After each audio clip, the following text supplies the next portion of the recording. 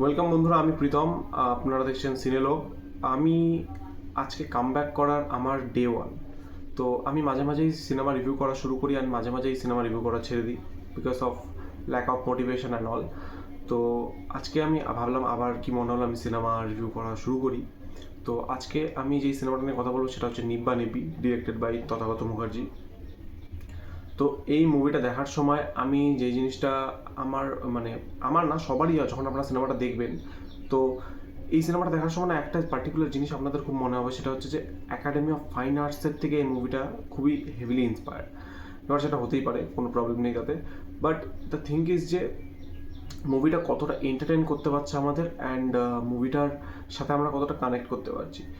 এবার যদি মুভিটার যেই বক্তব্যগুলো বলতে বলতে যাচ্ছে সেগুলোর সাথে অনেক জায়গায় আমি কানেক্ট করতে পারি বা অনেক জিনিসগুলোই হ্যাঁ মনে হয় যে সমাজের সঠিক দিকটা বা সঠিক বা রিয়ালিটিটা আমরা দেখতে পাচ্ছি, সেই জিনিসগুলো অবশ্যই মুভিটার মধ্যে রয়েছে। বাট মুভির চরিত্রগুলো কোনোভাবেই ডেভেলপ হতে পারছে না, কারণ সময়টা খুব কম পেয়েছে সিনেমাটা প্রায় প্রায় 2 ঘন্টা লেন্থের একটা সিনেমা। এবার মুভিটা যেহেতু টাইম পাচ্ছে না ক্যারেক্টারগুলো সেভাবে এস্টাবলিশ হওয়ার, তার জন্য আমার ক্যারেক্টারগুলোর সাথে সেভাবে কানেক্ট করতে পারছি না। তো সেই জন্য সেই যেহেতু কানেকশনটা তৈরি হচ্ছে না, তো আলটিমেটলি বক্তব্য যতই ভালো থাকুক না কেন সেটা আমাদের কাছে কনভিন্সিং হচ্ছে না, আমরা সেই জিনিসটাতে মানে পে করতে পারছি না সেই জিনিসটার প্রতি। তো সেই একটা দিক আমার মনে হয়েছে।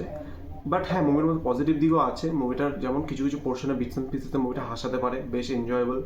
তারপর মুভিটার কিছু সিনস এত সুন্দরভাবে ডিজাইন করা হয়েছে, যেমন একটা অ্যাকশন সিন রয়েছে, সেই সিনের মধ্যে একটা মিউজিক কী বলবো রবীন্দ্রসঙ্গীত একটা এত সুন্দরভাবে মার্চ করা হয়েছে, সেই জিনিসটা ভীষণ দারুণভাবে আমার ইমপ্রেস করতে পেরেছে আমাকে। অ্যান্ড মুভির ডায়লগ রাইটিং কিছু কিছু জায়গায় বেশ ভালো, এবং মুভির কিছু ক্যারেক্টার এবং তাদের পারফরমেন্সেস এত দারুণ, খুবই দারুণ। বাট হ্যাঁ, আবারও সেই বিষয়টা যেটা যে মুভিটার অনেক জায়গায় প্রেডিক্টেবল অ্যান্ড মুভিটা সময় পায় না থেকে এস্টাবলিশ হতে পারে না, ঠিকভাবে ল্যান্ড করতে পারে না সিনগুলো, সেই জিনিসগুলো মুভিটার মধ্যে রয়েছে। তো তথাগত মুখার্জি আমার খুবই ভালো পছন্দের ডিরেক্টর, অবশ্যই তার এই প্রয়াসটাকে আমি সমর্থন করি। বাট মুভিটা আলটিমেটলি কোনোভাবেই ল্যান্ড করে না বা কনভিন্সিং না, সেটা আমার মনে হয়েছে। এবার আপনারা যদি দেখে থাকেন আপনাদের কেমন লাগে অবশ্যই নিচে কমেন্ট করে জানাতে ভুলবেন না।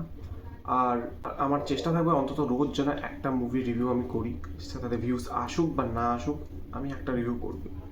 তো এই অবধি ছিল।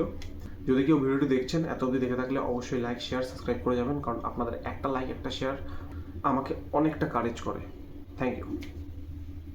সেকেন্ড একটা জিনিস আমার এই মুভির রিভিউ করার পরে মনে পড়লো, যেটা আমার বলা উচিত। আমি একটা জিনিস খুব নোটিস করলাম এই মুভিটার মধ্যে না, পল থমাস অ্যান্ডারসনের ওয়ান ব্যাটেল আফটার আনাদার, এই মুভিটার থেকে একটা ক্যারেক্টার, মানে আমি ডিরেক্টলি বলে দিচ্ছি, একটা ফিমেল ক্যারেক্টার, এর থেকে বেশি কিছু বলবো না বিকজ যদি আপনার মুভিটা না দেখে থাকেন আপনার জন্য স্পয়লার হবে।